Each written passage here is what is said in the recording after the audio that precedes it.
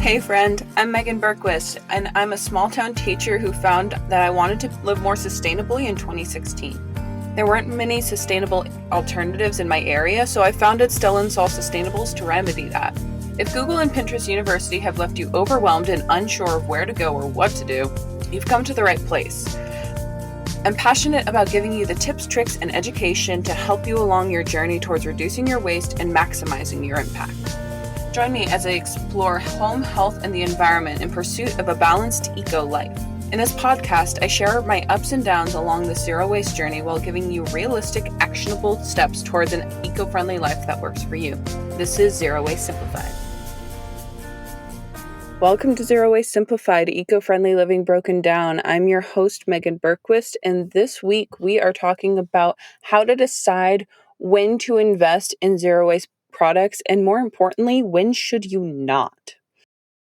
Zero waste has this mythos around it where it needs to be really pretty. It needs to be ready to go onto Instagram or Pinterest or out into the world to show, hey, we are zero waste. And that is not the core of the movement. The movement is we need to use what we have in order to reduce the amount that we consume. It should not break the bank. It doesn't have to, and it most definitely should not break the bank. We are not looking for perfect zero wasters. In fact, perfect zero waste does not exist. And having to go out and buy 5 things that are like $100 each is not something that is A, sustainable in any sense of the word, but B, even realistic. I got into zero waste back in 2016 when I wanted to not only reduce my waste, but save the money that it was taking on disposables every month. It costs a lot, but I did not start doing that by just going out and buying the most eco-friendly trending item. What I did is I looked at where is my effort most, what is going to make the biggest difference in mine and Mr. Grizzly's life when it comes to disposables. The biggest thing when it comes to going zero waste is that you need to come at it with a zero waste mindset. Now, a zero waste mindset, 1, hey, is free, but 2, it's something that you look at anything. So whether that is a piece of plastic, whether that is a bottle or aluminum or glass or whatever it is, you look at it and think, hey, what is going to make the absolute most amount of sense and the most amount of use out of this particular thing? I have said that you don't need to go out and buy 5 million different things, and that is true. That is absolutely true. However, there are some areas that differs from person to person. And now I said that you don't have to buy a billion different things in order to go zero waste, and that is absolutely true. But things will vary from house to house and even person to person as to where you can make the biggest impact in terms of reducing your disposable waste.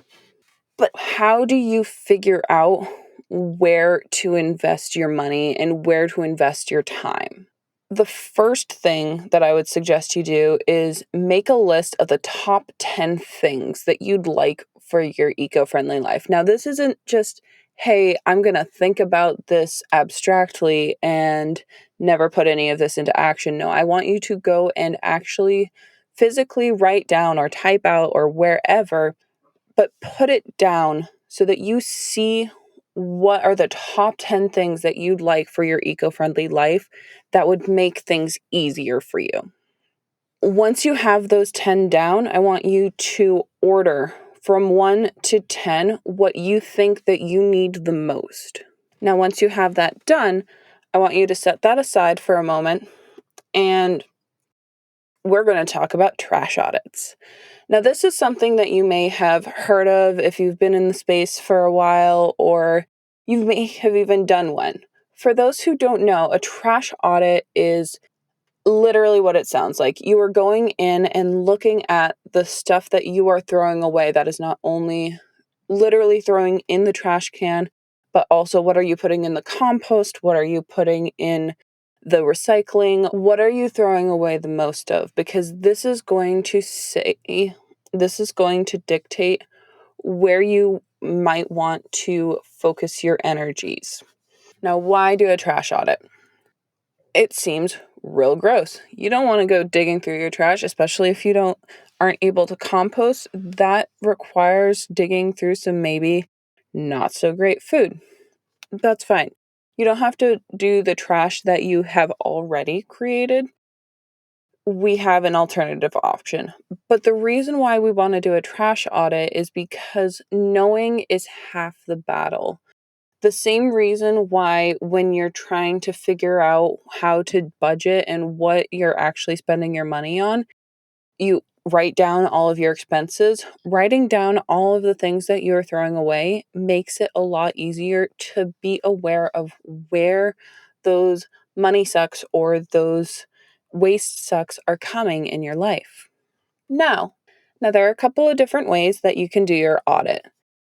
The first way, you grab a pair of gloves, a second trash bag, and either a partner or a voice command piece of text.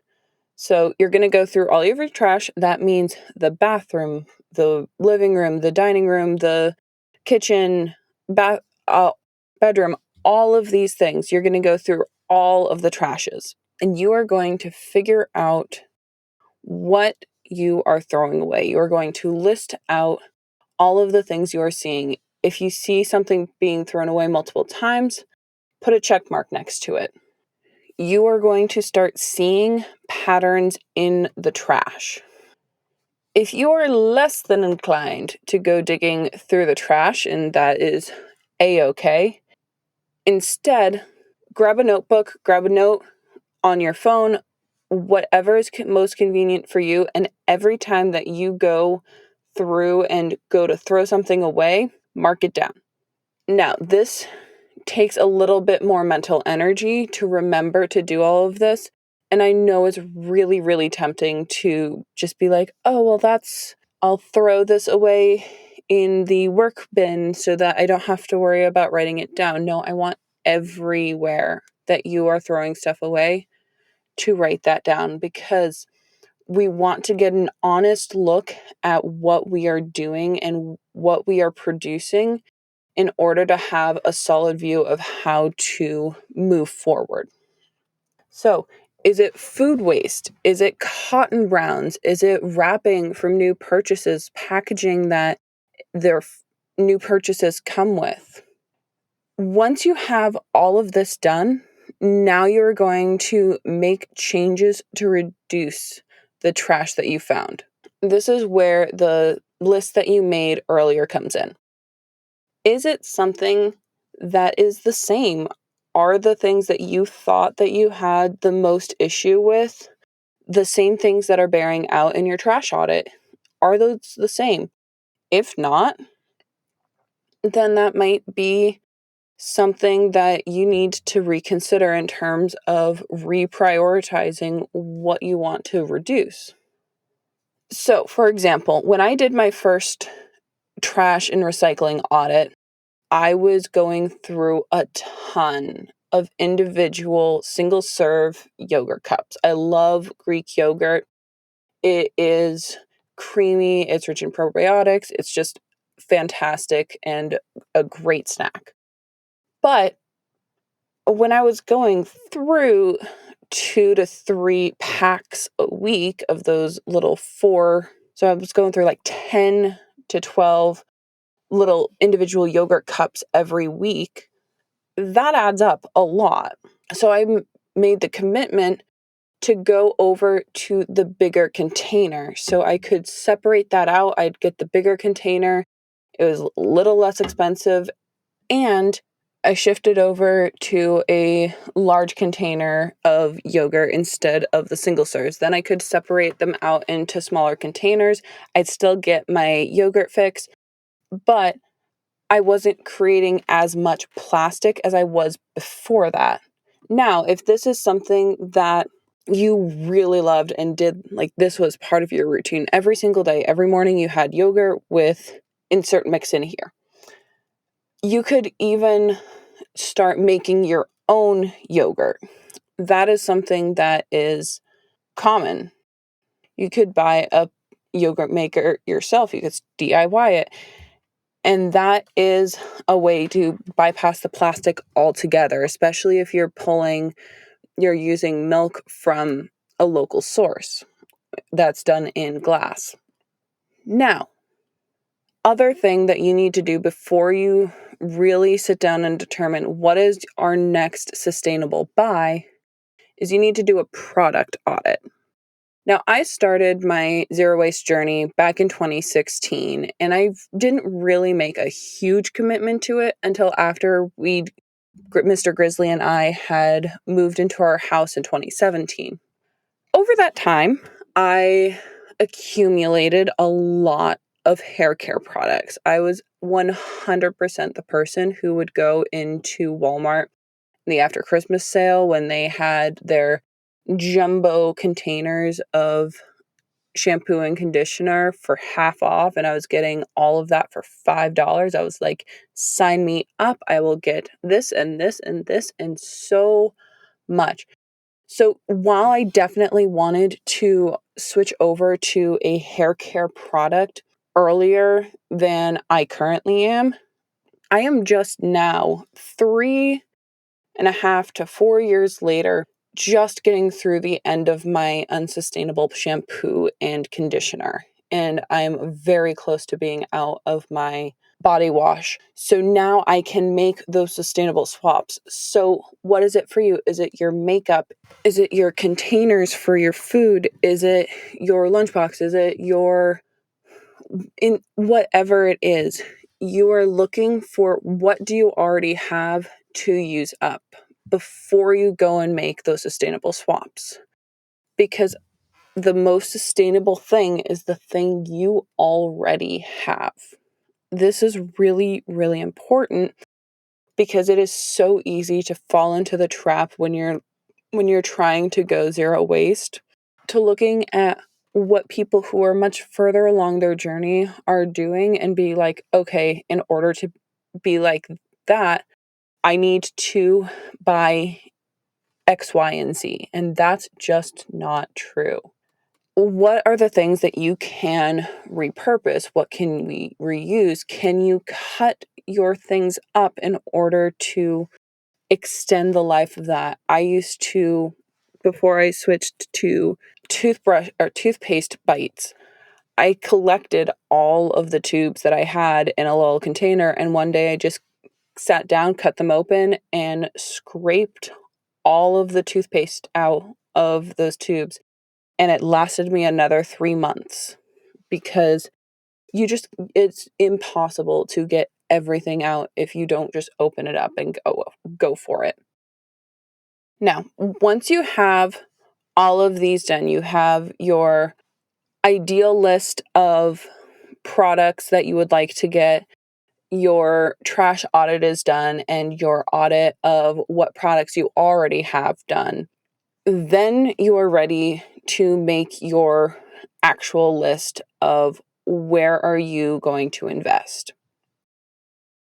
So now what you're going to do is you are going to compare these three lists. You have your wish list, which is that first list that you think that you really have those problems.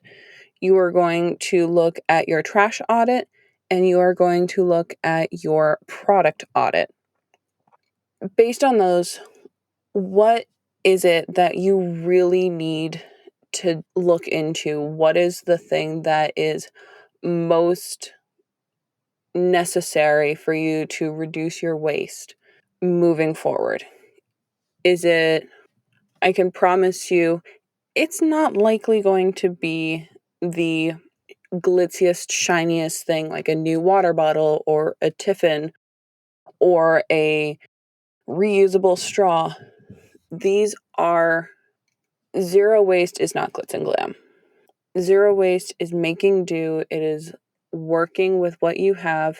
And if you find that there's something that you do need to find an alternative for, is there something that you are going to be able to maneuver, MacGyver, figure out a way to reuse in order to avoid having to go buy a new thing? For example, if you have a penchant for using a lot of paper towels because that's what you grew up doing, is there something that you can do in order to reduce those paper towels?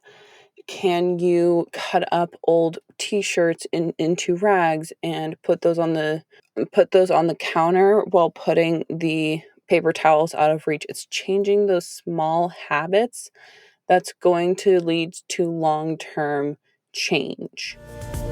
Thank you so much for joining me here at Zero Waste Simplified. It means so much that you chose to spend some of your time with me. Make sure to hit that subscribe button so you'll get all new episodes as soon as they drop.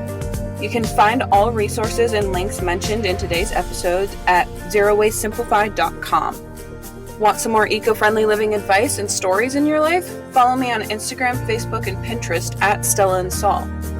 Like what you heard? Rate and review the podcast in Apple Store or your podcatcher of choice, or share it with a friend. This is the best way to help the podcast grow and reach even more people with eco-friendly information and advice. See you next time.